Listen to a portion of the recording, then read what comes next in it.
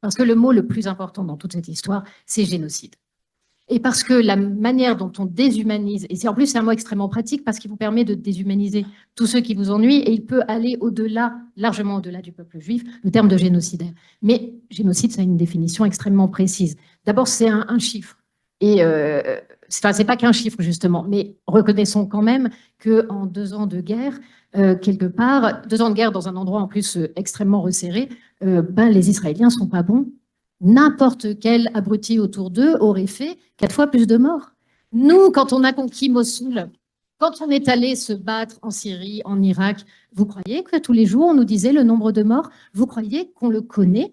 Allez dans la rue, demandez à n'importe qui combien la guerre en Syrie a fait de morts.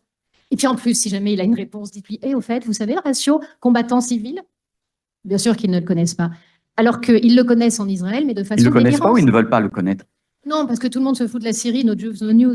Pourquoi est-ce qu'il c'est intéressant en Israël? Ce qu'il faut voir, c'est l'amplitude du mensonge. Vous avez, par exemple, un élu communiste qui est venu à la télé qui a expliqué « Ah, il y a eu 500 000 morts ».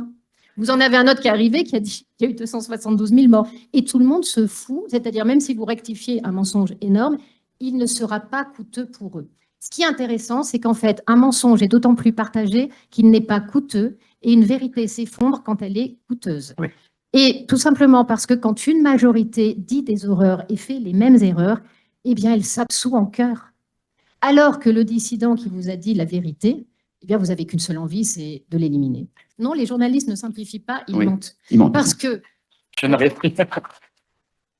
Il y a, lorsqu'on dit risque de génocide, comment est-ce qu'on arrive déjà à ce que la CPI, qui à ce moment-là, c'est quand même quelqu'un de respectable qui va dire ça, dit risque de génocide? Parce qu'il y a eu tout un montage fait par justement les islamistes qui ont envoyé leur allié d'Afrique du Sud, parce qu'ils se disent, bon, l'Afrique du Sud, personne ne fera le lien, enfin en tout cas, ils sont tellement fous que ça devrait suffire pour brouiller les pistes.